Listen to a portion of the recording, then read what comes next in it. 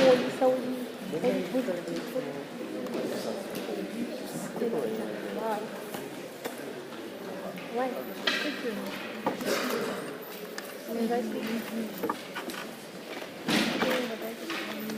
to ask again that please close the doors for it is necessary for our intimacy.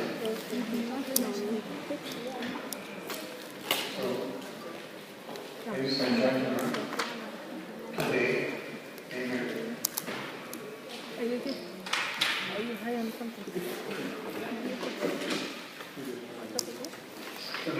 will discuss we will continue the discussion on the heart physiology. The last two occasions we discussed the electric properties of the cardiac membrane. We mentioned that as the pacemaker cells, pacemaker action potentials are generated, which can propagate through the whole muscle. These pacemaker action potentials are slow action potentials. They are based on the opening of slow calcium channels. And then the action potential, which the working muscle of the atrium or the ventricle, the fast action potentials will develop by the help of the sodium, voltage-dependent sodium conductors. We mentioned that the action potentials have a so-called long-lasting repolarizing phase, the so-called quartal phase, during which period calcium ions enter into the cell and maintains the repolarized state. Now, we will continue and we will speak about the electrocardiogram. The electrocardiogram is a very important tool for the medical doctors just to get information about the electric properties of the heart.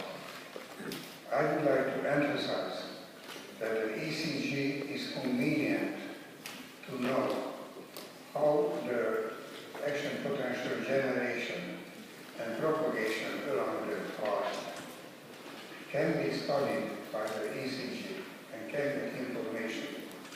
But we cannot get information about the muscle force, the working capacity of the heart, whether it can maintain the circulation or not. The ECG only electric phenomena are recorded. Now, the first question, what does it mean that electrocardiogram? It means that using order points, we try to record, for example, from an arm and from a leg, we try to get information about the electric events in the heart. In other words, this is an external recording because you do not apply the microelectrode to heart muscle cells, just record from outside. Supposing that the electric phenomena from the heart are conducted through the extracellular fluid, interstitial fluid, and on the skin surface we can get information about these signals. Now, the heart has many, many thousand millions of muscle fibers. They are depolarized and repolarized 60, 70 times during a minute. Okay? And all the fibers are changing the electric situation. It will produce a large electric axis of the heart, and this is projecting to the recording electrodes. Now, the next question. What is the ECG recording device? What does it measure, and how can it measure, and how can we interpret the measured data? The ECG device is a voltmeter. It measures measures the voltage difference between the two inputs or the two electrodes which are connected to the inputs. The difference between them, voltage between the 2 points, or potential difference between the two electrodes. Now, but there is another question. The voltage measuring devices has two different kinds of technology. The first one is the so-called DC voltmeter, direct current voltmeter, which measures the absolute magnitude of the voltage between the 2 points, and it records it until it maintained. Now, what does it mean? If we put a microelectrode into the cell, and the memory potential is minus 90 millivolt, a DC voltmeter will measure the minus 90 millivolt until the microelectrode is in the cell. So it measures continuously for a long time without any change. So it measures the absolute magnitude during the measuring time. What is the other type of voltmeter? The other type is the AC voltmeter, alternating current device, which is a voltmeter but doesn't measure only the change in the voltage between the 2 points, the 2 electrodes, only the change of it. And if there is no change, the baseline is zero, independently that there is a steady voltage between the 2 points or not. So it is a typical ACG record measured with AC voltmeter device, and the first thing what we say that the zero baseline doesn't measure how large is the steady voltage. So the zero baseline can be completely polarized case or can be completely depolarized state, because this voltmeter doesn't measure the DC voltage, the steady voltage. What it will measure? The change. So for example, these are the so-called waves. Waves is the P wave indicating that if their muscle fibers are depolarized. It means that more and more fibers are depolarized. The declining phase indicates that just less and less fibers are depolarized. At this point, all the muscle fibers will be depolarized, but the device doesn't measure just a zero baseline. Here, before the P wave, all the fibers had a normal resting potential of minus 90, but this device, because it is a steady voltage, doesn't measure anything. It's just a baseline.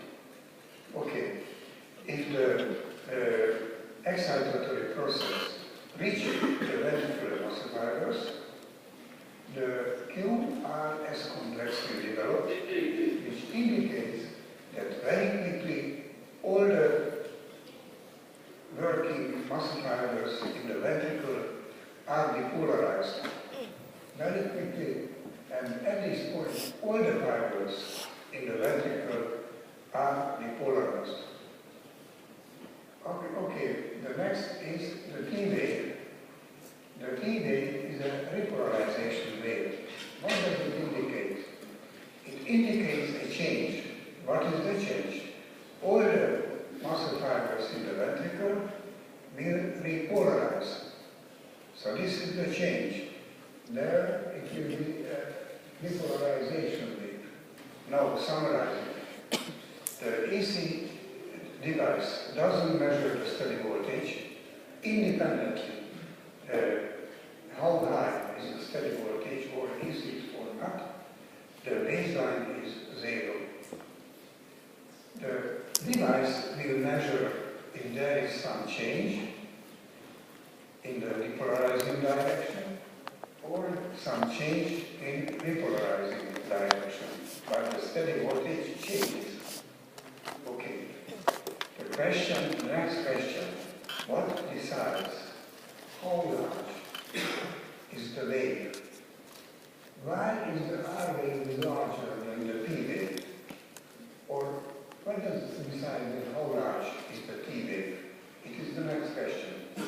The first one, how quick is the change? How large is the rising phase? And the other one, it was the how fast. The other one, how large is the amplitude of the change? And finally, there is a third factor, how large is the area where the event occurs? Now, let's go. We would like to interpret this phenomenon.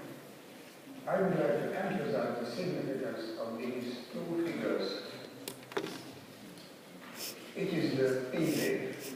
This is the depolarization of the atrium. You can see here, before the P wave, the sinus node, SA node, is depolarized. But it is only a baseline. But there is a depolarization of the SA node. What is the reason that we do not see anything? The reason is that the SA node is a very small area comparing to the whole heart. The whole heart has normal resting potential in resting position at polarized state. Only the small SA node is depolarized. Therefore, we do not see anything. How can we measure what happens in the SA node if we do not see anything? We can use the catheterization. We can invade with the catheter to the atrium, and very close to the SA node we can measure the electric changes. Okay. Here, this is the depolarization of the atria. More and more fibers. If all the fibers depolarize, the baseline will be 0 again. In the middle of P wave, when the fastest action potentials reach the AV node, at this point, the depolarization of AV node starts. Do you remember we mentioned that the nodal delay, sometimes 100, 200 milliseconds, delays the propagation of action potential from the atrium to the ventricle. Now, here the depolarization of AV node starts, but until this point, nothing happens because it does not reach the His bundle. And because the AV node is a very small area, the atrium is depolarized, the ventricle is yet repolarized. In this case, the AV node depolarization doesn't do anything with the ACG code. But if we go with the catheter close to His bundle, we can directly measure that the AV node is depolarized. So we see that this process happens here. Okay, after the action potential crossing the AV node, which is the His bundle, the favorable elements, and the Purkinje fibers. But these are very small, and we will not do anything with the ACG. The R wave will start only if a large amount of muscle fibers in the ventricle will be depolarized. It is a large area, large enough to produce a signal. Okay, the other is very simple. This is the other important figure. This is the conventional ACG record. And this is the the action potential recorded in the ventricular muscle fiber, you can see here that this is the baseline, the resting potential of a muscle fiber in the ventricle. Now, the action potentials reach this fiber, a very fast rising phase, plateau phase, and a fast depolarization. You can see here clearly that the fast rising phase coincides in time with the QRS complex. And the other important thing, that the plateau phase is a baseline, because it is a slowly repolarizing phase, because you see that it is a slow repolarization, but the repolarization not fast enough to produce a signal. The signal will appear only in the fast repolarization is going on. Now, very simple question. How it is possible that if we repolarize the muscle fibers, we will get an upward wave, the QRS wave. And if we repolarize the large number of ventricular muscle fibers, it is an opposite change. Will produce also an upward deflection. If we think it over correctly, the repolarization ought to produce a downward deflection because of the opposite change.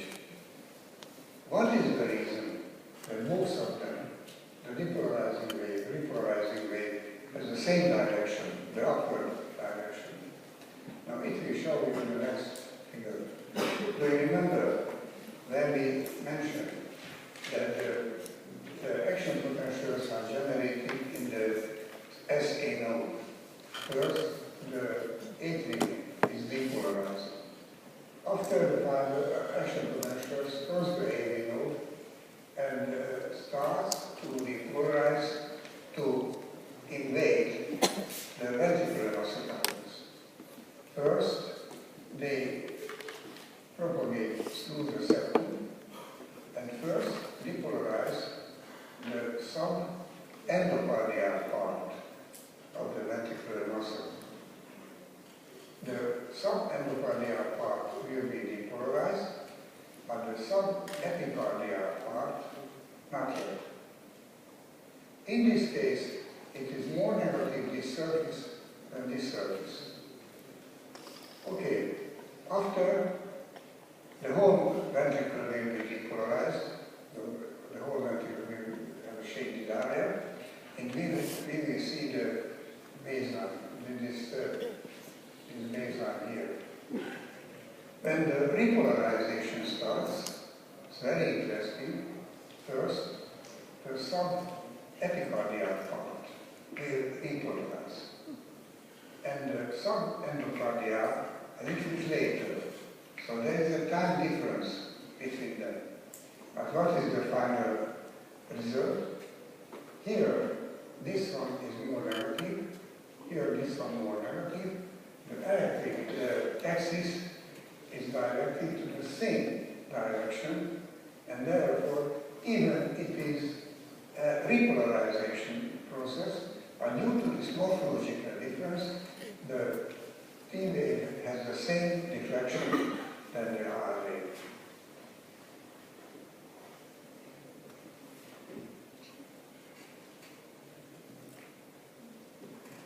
Summarizing the most important thing, the baseline doesn't indicate the steady voltage. The baseline can be a depolarized membrane or a completely depolarized membrane. Otherwise, the waves are due to the depolarization and due to depolarization if the large amount of fibers will depolarize simultaneously or repolarize simultaneously. Okay, this is a practical slide indicating how can we measure the ECG.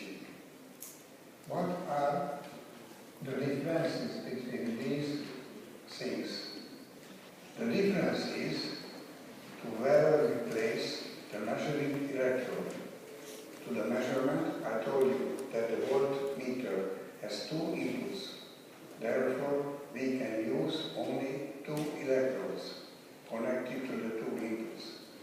So, the whole story is to where we place the measuring electrode. For example, the very conventional recording of ECG is the Beethoven recording. It was the first way of measuring ECG. It is a bipolar leads. What is it bipolar? Both inputs are the same position, nothing is ground, and the two electrodes measure simply the voltage between the two inputs. What does it mean that unipolar recording?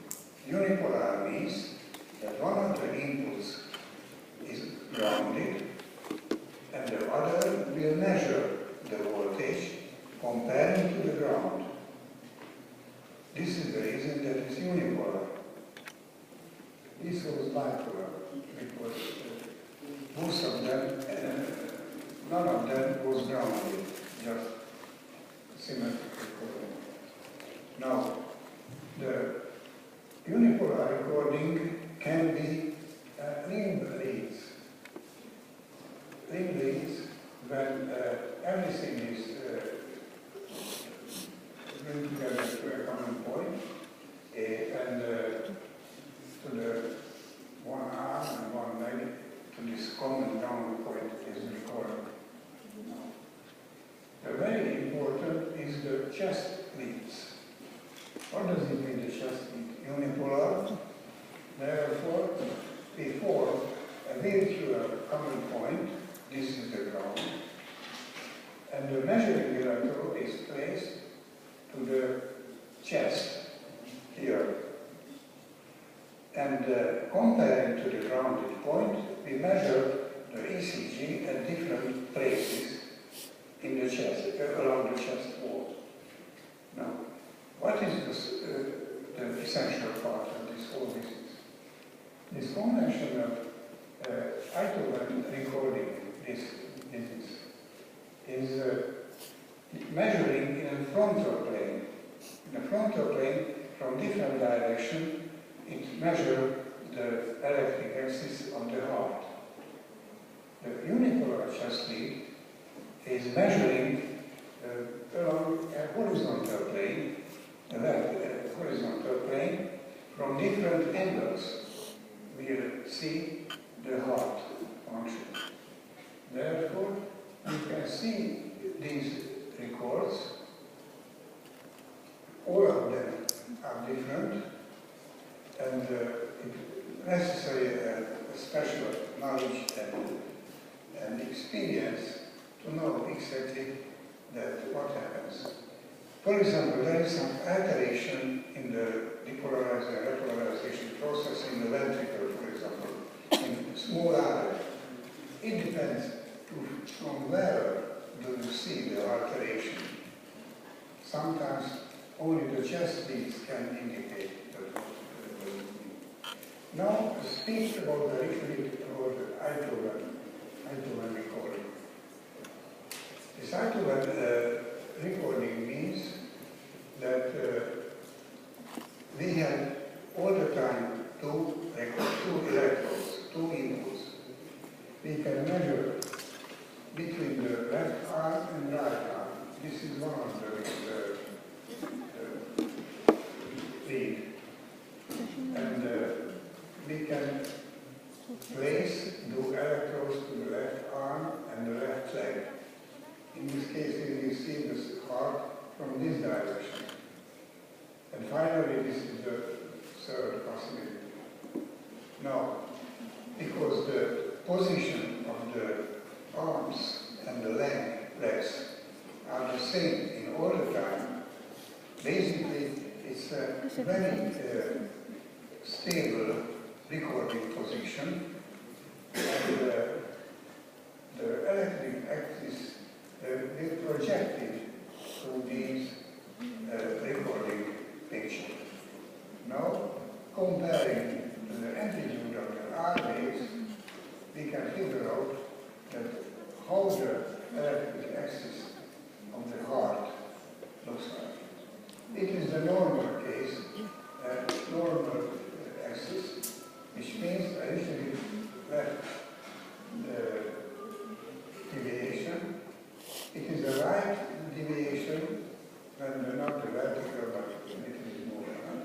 And this is a very heavy left axis deviation, and consequently, a different ECG will change. I would like to mention that to get negative waves, to get it, there are two possibilities.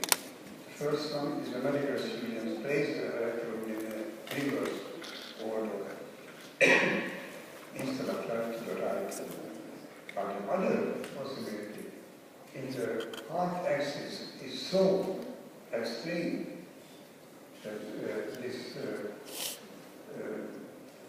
third lead will be negative. Okay.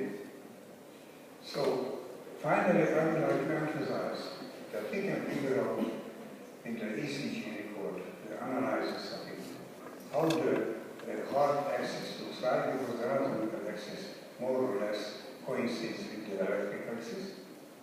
We can figure out how nice is the action potential generation or the conduction along the whole heart.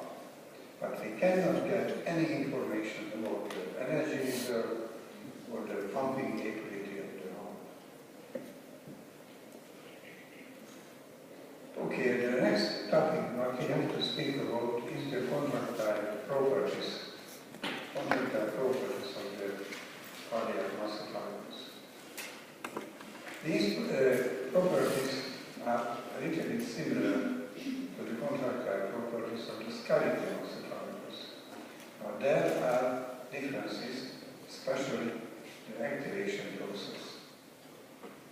Many years ago, it was discovered using so-called skin fibers.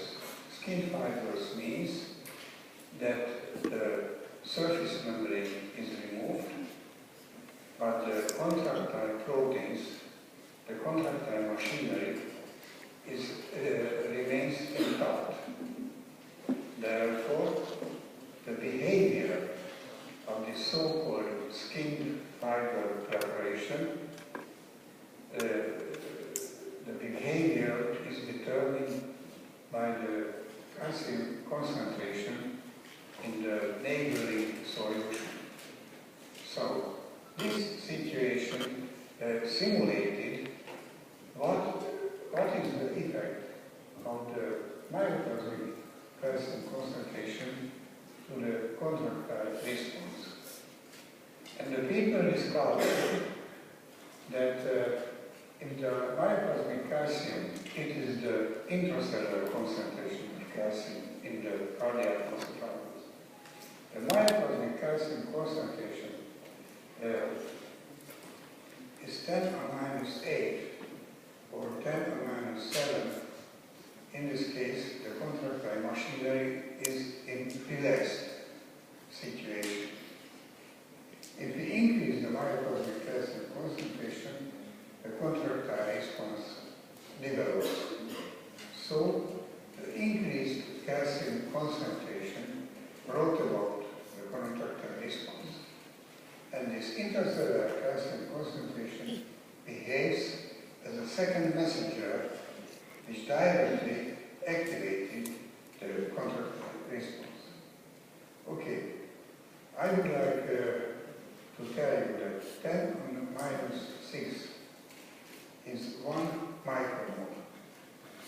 10 to the minus 3 is millimole. And it is 100 nanomole.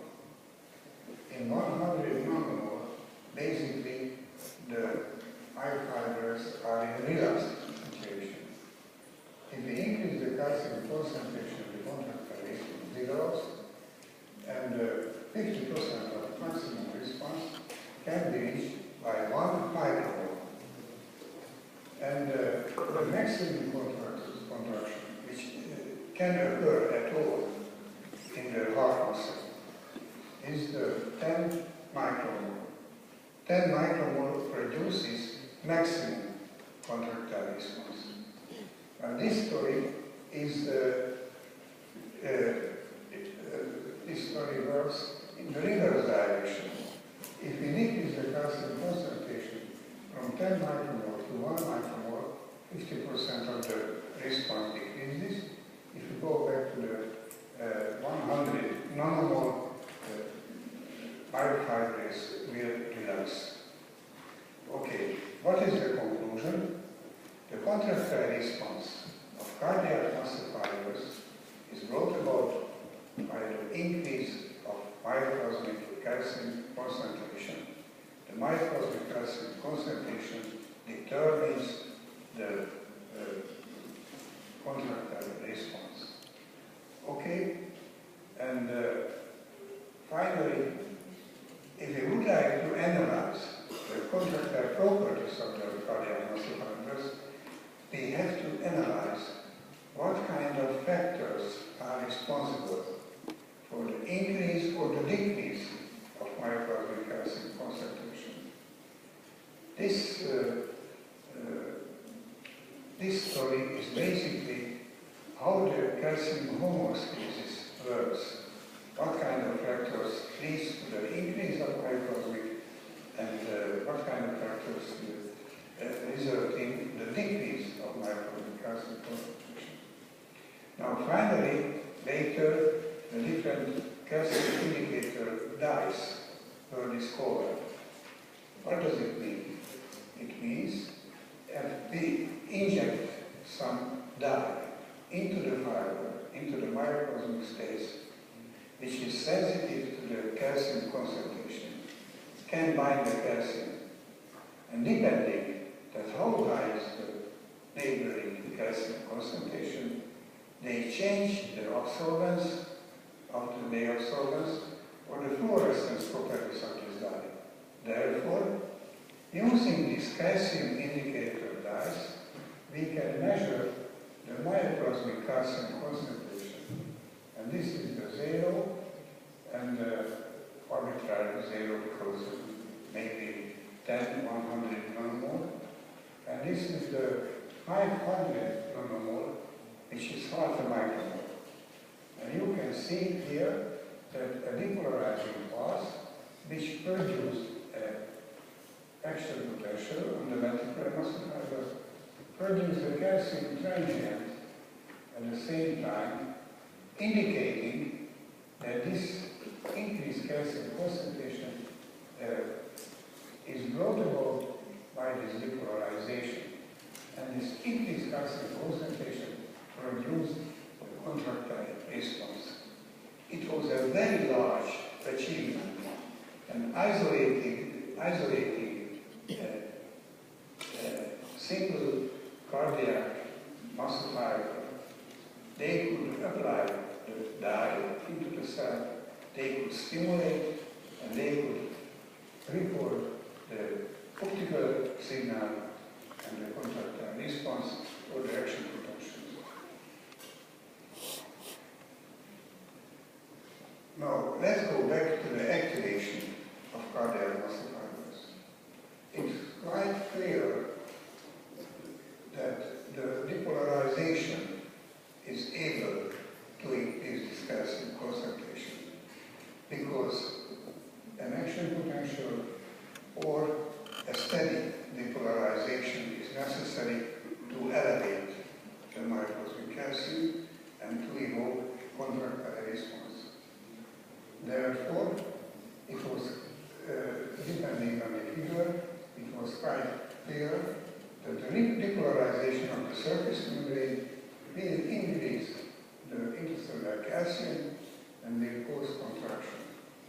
If we repolarize the fiber, the calcium concentration will decrease and the relaxation develops. Now, what is the main conclusion? The contractile response of the cardiac muscle fiber is a voltage-dependent process.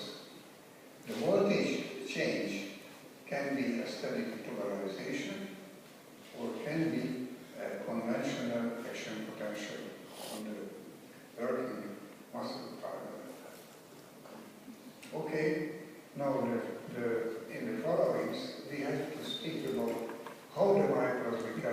concentration is regulated in the... It is the last figure today. The first question, how the high cosmic calcium concentration can be higher, how it can be increased. First one, during the action potential, do you remember that the plateau phase, a slowly polarizing phase, a plateau phase, but it means that the muscle fibers steadily depolarize. And in this depolarized situation, the calcium channel is open because these are voltage-dependent calcium channels on the surface membrane. And these calcium channels are basically light hydrophilic receptors because they bind to the light hydrophilic. These are voltage-dependent calcium channels. The same light hydrophilic receptors can be found in the skeleton of the fibers, but the calcium channels connected to them is so slow that during an activation of skeletal muscle, these channels will not open. Therefore, the extracellular calcium doesn't play any role in the skeletal muscle function, but it's very important in the skeletal muscle because a significant part of the calcium which activate the contractile response are from the extracellular space. Extracellular space has high calcium concentration, the intercellular space has a very low calcium concentration. Now, when the calcium enters into the fiber through the voltage-dependent pyruvate receptor calcium channels, these entering calcium will activate the SR membrane calcium channels. The SR membrane has ligand receptor calcium channel. These ligand receptor calcium channels are ligand-operated channels, and the ligand is the calcium. The calcium which enters into the fiber will activate these channels, and the calcium-induced calcium release will occur. It means that the large amount of calcium will be released from the SR vesicles.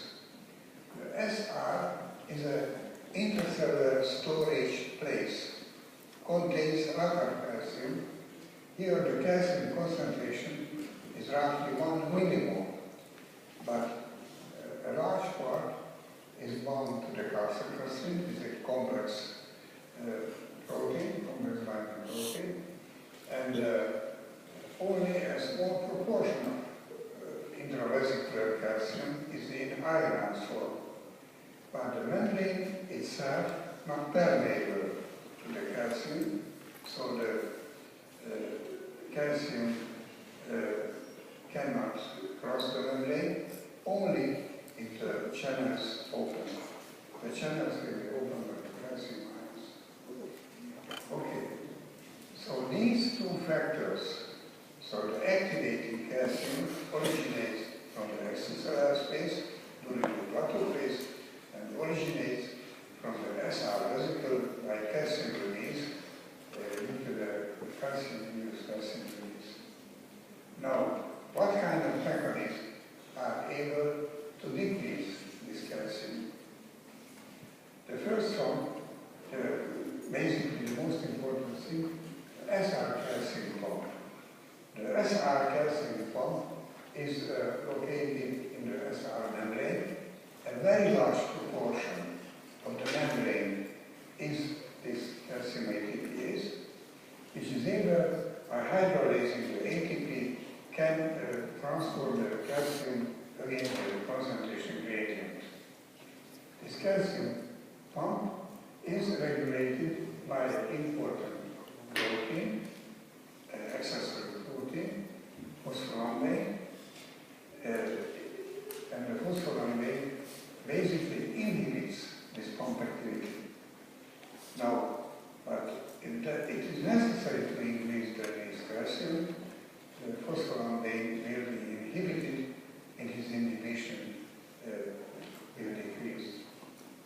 Okay,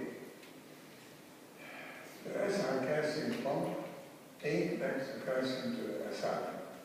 Roughly the same quantity which was released, because it is necessary to keep the calcium content of the SR vesicle at the same level. It has to be high enough, because the calcium has to be available for the next release, but cannot be depleted, because in this case the available calcium is not enough for the contractile activation.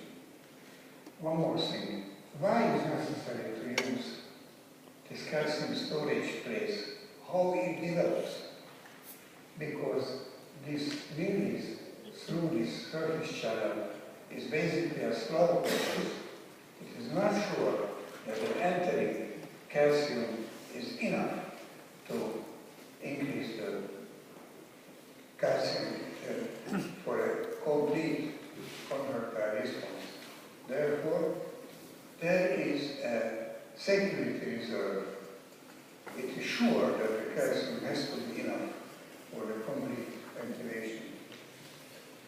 Okay, but the other problem that those calcium ions which enter the extracellular space has to go back to the extracellular space, cannot go back to the SR, because in this case the SR vesicle would be overloaded, which is not good also. Therefore, there is a mechanism which transfers the calcium back to the extracellular space, and this is the sodium-calcium exchange. The sodium enters, the calcium can leave the cell. It is basically a secondary active transport, because the operation of this exchanger depends whether the calcium gradient, or sodium gradient is proper to drive the exchanger. So therefore, this sodium-calcium exchanger can remove partly the same amount of calcium which entered through the voltage-dependent calcium channels.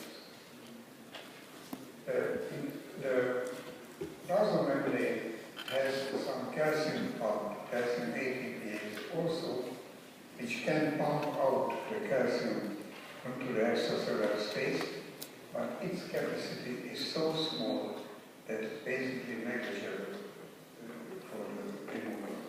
So, some of the calcium enters in the extracellular space, and this calcium, not the same ions, but not the same quantity, will go back to the extracellular space by the sodium-calcium exchange. The other part of the calcium originates from the SR vesicle and will be transported back to the SR